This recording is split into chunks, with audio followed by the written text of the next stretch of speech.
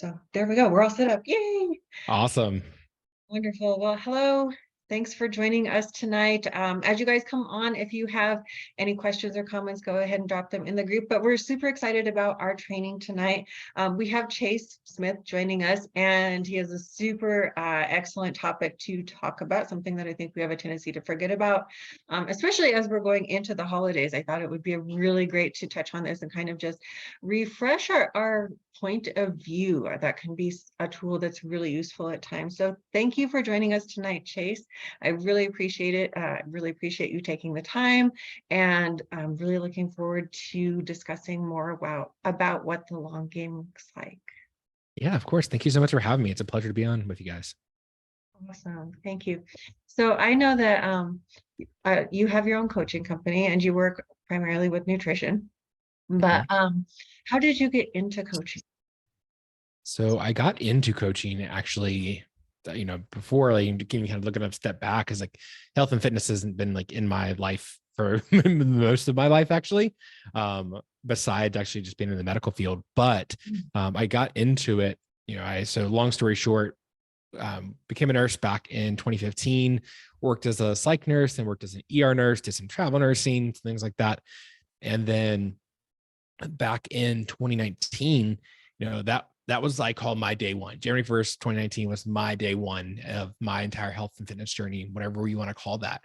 And it all started by a friend and coworker at the time that I worked with at the hospital. She was like, "Hey, I want to lose weight. I know you're wanting to lose weight this year. How about we do like a accountability challenge and we'll make this something fun. We'll kind of like a game basically."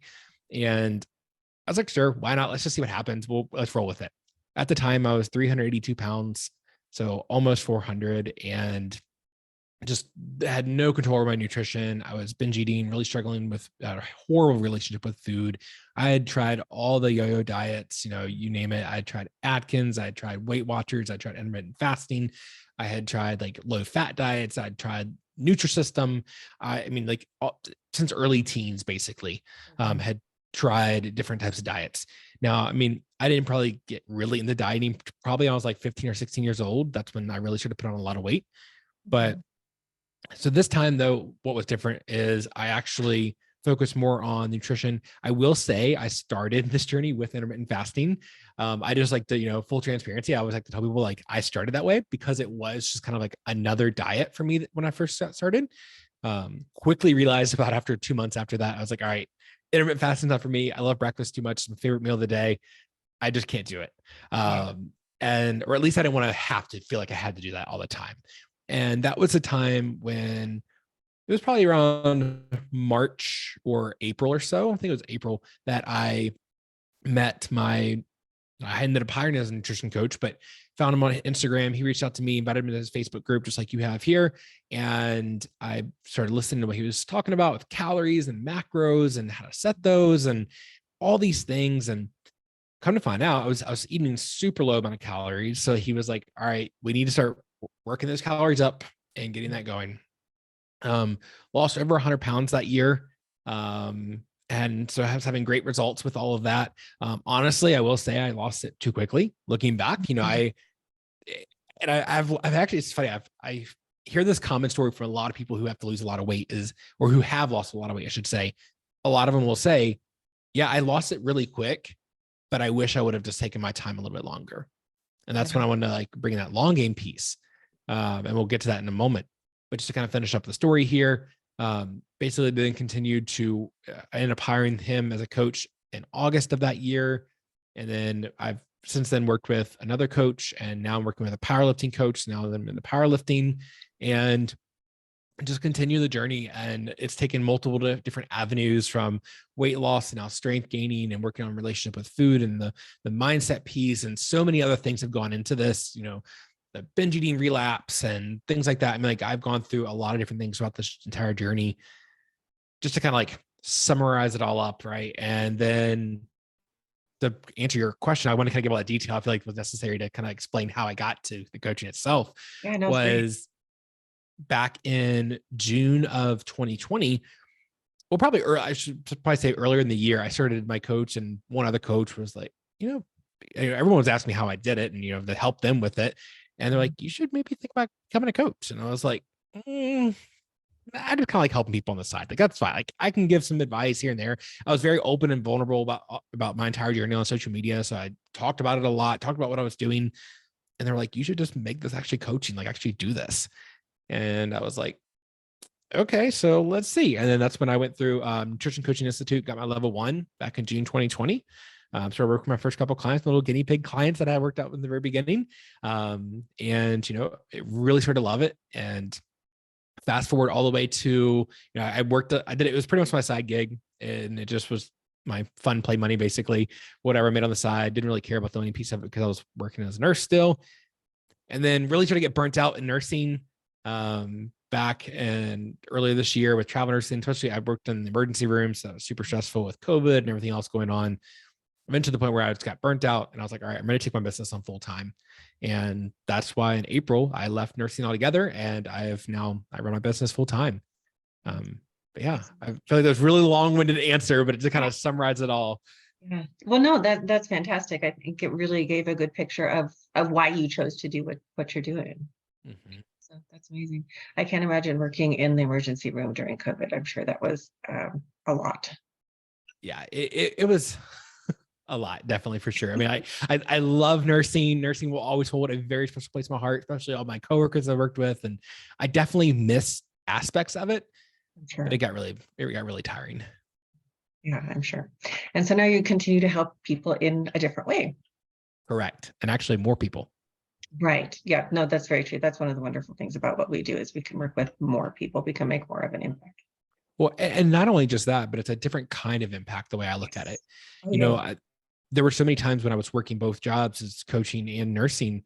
There were many times where like I would see a patient in front of me on the bed, and I'm just thinking, what if someone would have been there for you years ago before you got to where you are now, laying on the ER stretcher, super sick, possibly, looking at, the end of your life very soon because of how sick you are.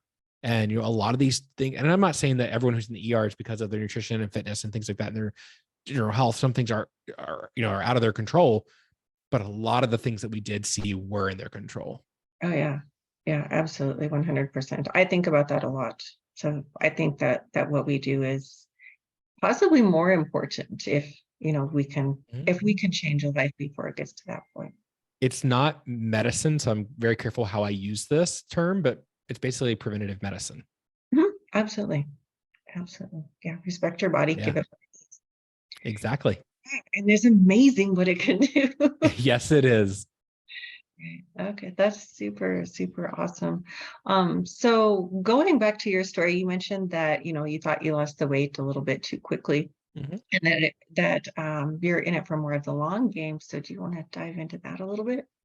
Yeah, for sure. No, like I said, I lost, over 100, about 150 pounds in the first year, and, so a very large amount of weight. And it was all because I remember like back towards like around summer or so, that's when my, coach was like, hey, like, we're gonna have to go to maintenance eventually. And of course, me as a client, first time hearing maintenance, I'm like, this guy's crazy. I'm not going to maintenance. I'm losing a ton of weight. I'm looking great. I'm not going to maintenance. And so I was very reluctant to even listen to that. I was like, all right, I'll increase calories, but I want to see that scale keep going down. and like I said, like, so made it to the end of the year and lost all that weight. But then honestly, when you like, maintenance is so important, and I'm kind of taking this in a couple of different directions here. But when we look at maintenance, a lot of people think it's almost like just, we'll get to it when we can kind of thing, or we'll do it eventually. But maintenance is a part of the process. It's a requirement of the process. We can't just like skip over it or do it if we want to. Nobody really wants to do maintenance, especially when you still have a lot more weight to lose, right? So I think it's really important to realize, hey, we need to understand that what's going to be best for us in this moment and for our future self is to take a pause, go to maintenance. We're not putting and I talk about this a lot with a lot of clients, is we're not stopping your pursuit for fat loss. We're not stopping anything. We're not, putting a pause. We're not just like not making any progress. Look at maintenance. And I stole this from, I'm not sure if you're familiar with Susan Niebergall, but I love her to death. She works with Jordan Side. I don't know if you know him or not, but she talks about maintenance is momentum. Mhm. Switch those words. Your maintenance phase is now your momentum phase to get you ready for that next fat loss phase.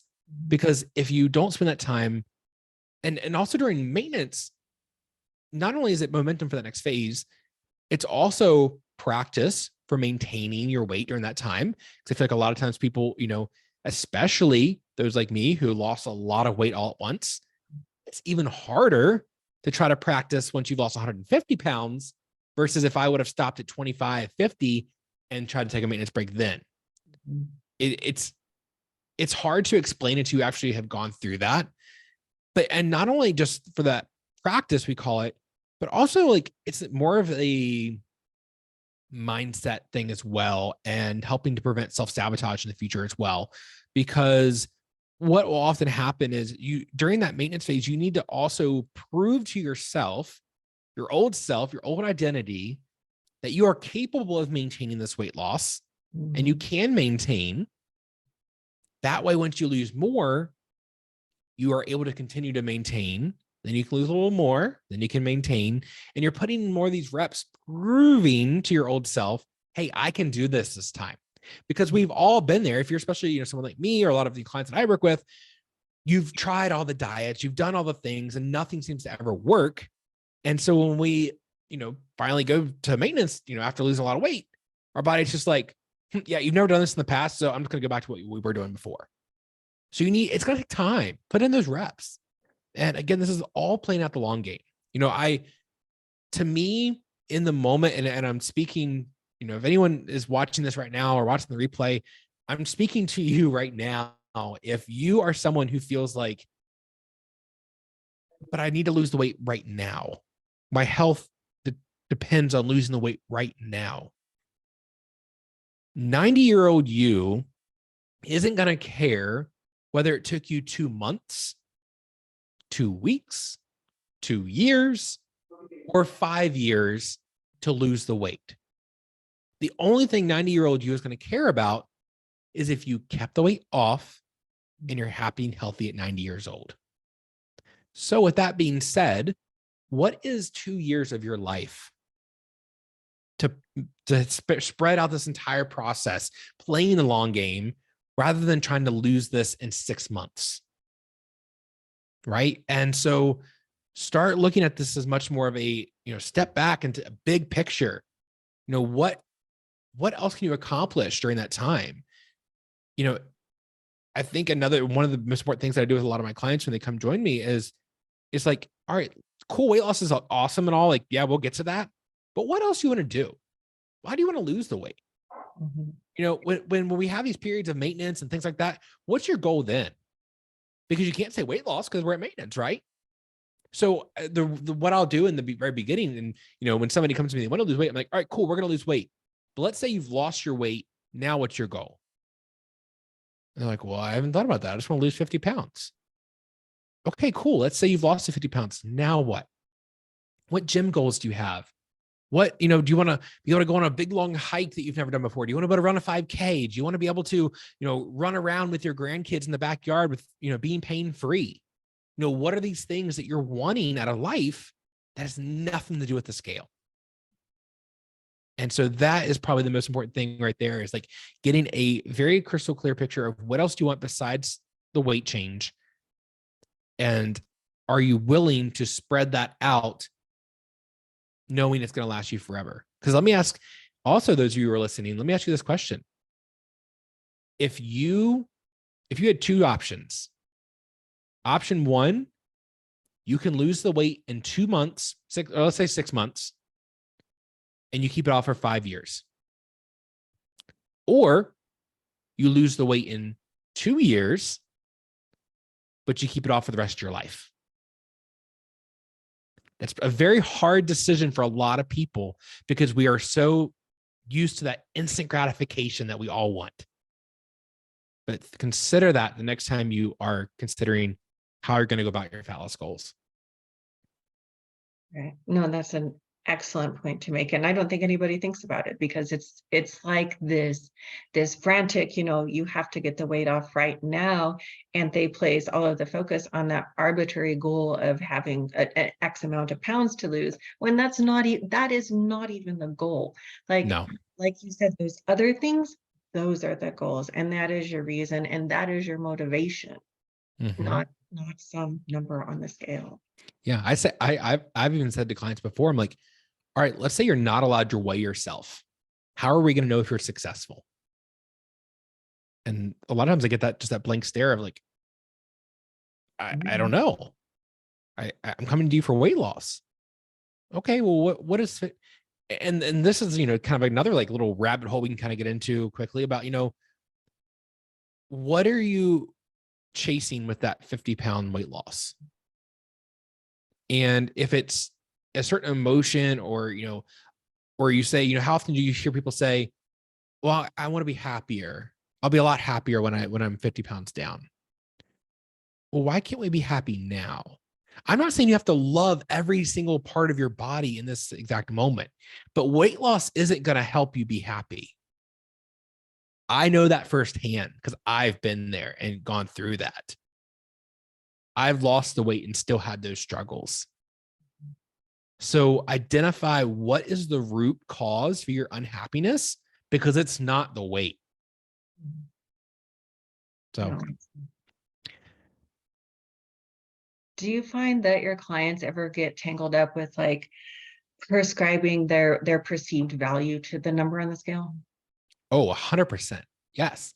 And I think it's very common. And, and I've been there too. And it's taken me a long time to It does. disassociate my worth from what that number says on the scale. But you have to realize, one, your weight's going to fluctuate all the time. Two, what if the scale does go up? Then what? Are we going to just say, heck with it all and just, go eat the bag of Doritos and just be done with it? No, you still have goals to reach. So regardless of what the scale says, do what you've been doing to promote better health.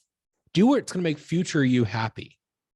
Because if you're just relying on what the scale says, you're probably going to be disappointed.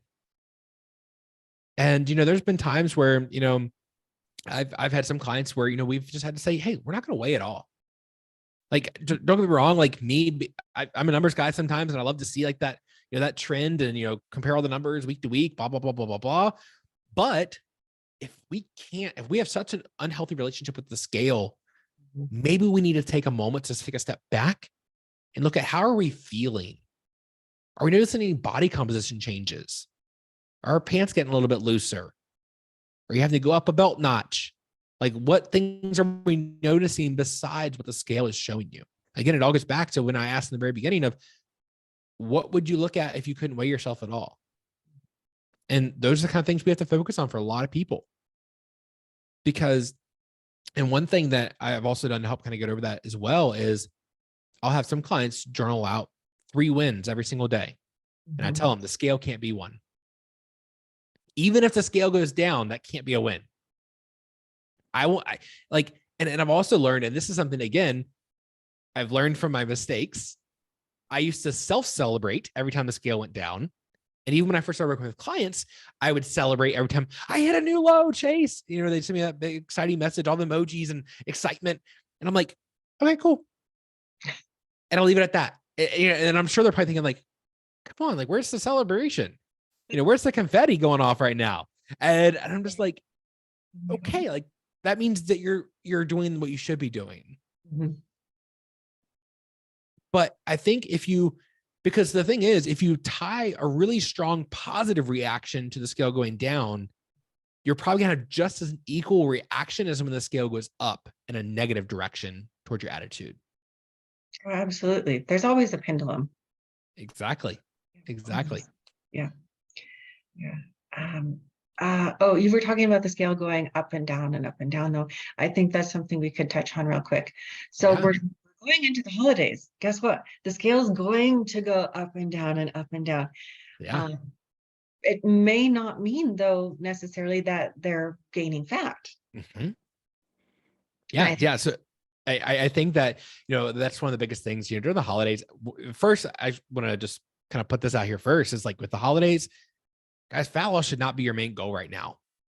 There are a few rare circumstances with some, after a very long discussion with a client, that I might have them in a fat loss phase during the holidays. But I can tell you right now, all of my clients are not in fat loss phases right now, because we don't do that during the holidays. It just adds more stress. The holidays is supposed to be you're supposed to enjoy the time and not worry about that. But with that being said, you are going to notice fluctuations, but you're probably eating more. So like, for example, like let's say you have a big meal and the scale goes up. Well, you maybe had more sodium because, a lot of salty foods or whatever it may be, especially like salted hams and things like that, whatever people have, holidays, whatever they have. Or maybe maybe some people have alcohol during the holidays.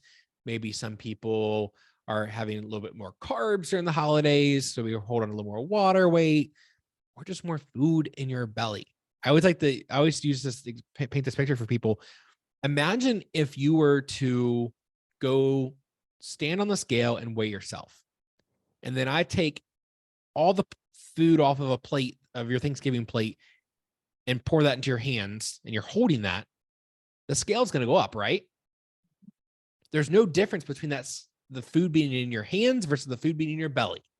It's food weight, not body fat weight. So definitely it's going to fluctuate. It's completely normal. Don't stress. And also remember, the holidays doesn't mean 2-3 months of celebrations every single day. Like, I get it. But guys, realize, even if we look at November and December and we say, all right, so we have Thanksgiving Day. Let's say you have some people have, 2 family Thanksgivings, so they have 2. All right, I'll even throw a Friendsgiving in there too. Christmas Day, Christmas Eve, holiday work party, friends Christmas, another family Christmas dinner, or whatever it may be. There's 8. That's 8 out of 60-ish days. Like, I think it's like less than 20%, something like that. oh, I'm horrible at math. But Yeah, I did it a while back when I was thinking about this, explaining this to my clients, but like it's less than like 20-ish%. We'll just say 20 still. So that means even if those 8 days you went hog wild and ate whatever you wanted to, if you're on your normal routine and eating the normal things you normally do around the other days, not a problem at all. No progress will be lost. No, that's so true. That's such a good point to make. Yeah, because it's not, of course, now if you go out and you have all 60 days you're doing something, then maybe you can put on a few pounds or more than a few pounds. But that's kind of, honestly, if your goal is being healthy and you want to do strong, healthy things as you're getting older, then you really don't have any business eating like that anyhow. Doesn't mean ever, like you said, Chase, just to do it responsibly. Exactly. Yes. Don't, you can enjoy the holidays without restricting yourself. There's a difference between restriction and restraint. A lot of people think that we have to restrict ourselves. I can't have the holiday sugar cookies. I can't have grandma's pie. I can't have the rolls at dinner time. All these things. Like, you can have all of those things. And honestly, if grandma makes her pie one time a year, have the piece of pie. Yeah. Don't stress over that one piece of pie. But that's when we need to have a little bit of restraint on the other days. Like, if you work in an office setting and your coworker Frank brings in the same Christmas cookies 3 times a week, maybe we just pass on those, because we're like, hey, you know what? They're the Walmart cookies that don't even really taste like it anyways. I'm going to save off and wait till I actually get some homemade cookies when I go home and have those instead. Learn to say yes and learn to say no at the appropriate times. Right. That's gonna be different for everybody. It is. And that's good advice for all the time, not just. Yes, exactly. Yeah. And then, like you said, there's a huge difference between restraint and restriction. For sure. And because you go and you have those cookies, you know, that are homemade that you can really enjoy, does not mean that you continue eating them the next day, nor does it mean that you restrict yourself from food the next day. It's just getting back on track with what you are supposed to be doing.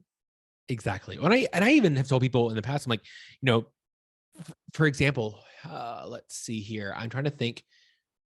I have a client right now that she is really struggling with that scarcity versus abundance mindset with, you know, with when it comes to like the holiday season and the cookies and things like that. And so I was like, you know what? And she said that there's this one holiday cookie. It's a prepackaged. I forget what kind it is. So it's like 150 calories for one cookie. It's a pretty good sized cookie. And she was like, I really love these. And I just feel like I can't control myself with them. So I said, all right, have one a day. Not 2, 3, 4, 5, 6, a dozen, have one a day. And when you're eating that one, go ahead and pre-log it ahead of time. You know, most of my clients are tracking calories, and, you know, go ahead and track it ahead of time, put it in there, and then work the rest of your day around it. It's 150 calories. It's not that much of your day. But if you can do that, one, you're going to start proving to yourself that you can have those cookies whenever you want because you're getting them every single day. They're not a bad food. And I told her, I was like, honestly, I'm not going to be surprised after 4 or 5, maybe 6, maybe a week. You're eventually like, you'll come to that day, you're going to be like, I don't want one of those cookies today. And that's when we've reached that food freedom to be able to decide when you want to have things. You can have them in moderation, and they're always there. You're creating that abundant mindset around those kind of items that maybe maybe you struggle with. No, that's such a good point. That's such a good strategy too. And it's true. You do when things are accessible and you've removed that good bad label from things. It's kind of amazing what your brain does as far as, you know, kind of reprogramming what you actually want. And it's not always the thing that you thought was off limits. Exactly. Maybe we're like little kids that way.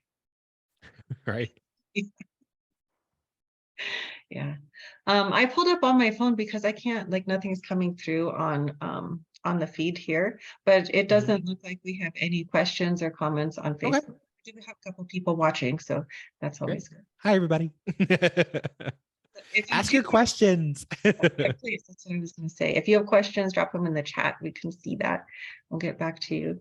But no, I think that was super, super good point to make, you know, in regards to having moderation during the holidays. And also, I think some really good instruction on how to have moderation. I think for some people, it can be confusing because just like your client said, you can't control yourself. But if you approach it in that manner and remove those restrictions and those labels, then you have a pretty solid plan. Exactly. Exactly. Okay, awesome. Well, let's see, we don't have any more. We can go ahead and kind of wrap things up because I know you have a busy evening. But thanks again for joining us. Thanks for sharing so much. I appreciate it. I found it super valuable. I know the group will too when they catch the replay. Yes. Right. But thank you again for joining us tonight, Chase. I really appreciate it. You've done a tremendous job, and I think it's so exciting how you're going on to help other people. Thank you so much. I really appreciate it. It's been awesome to come into your group. Thank you again for having me. It's been awesome. And if anyone watches the replay, has questions, they can, let you know. You can hold of me, and we can always answer questions after the fact too. Yeah, absolutely. Anytime.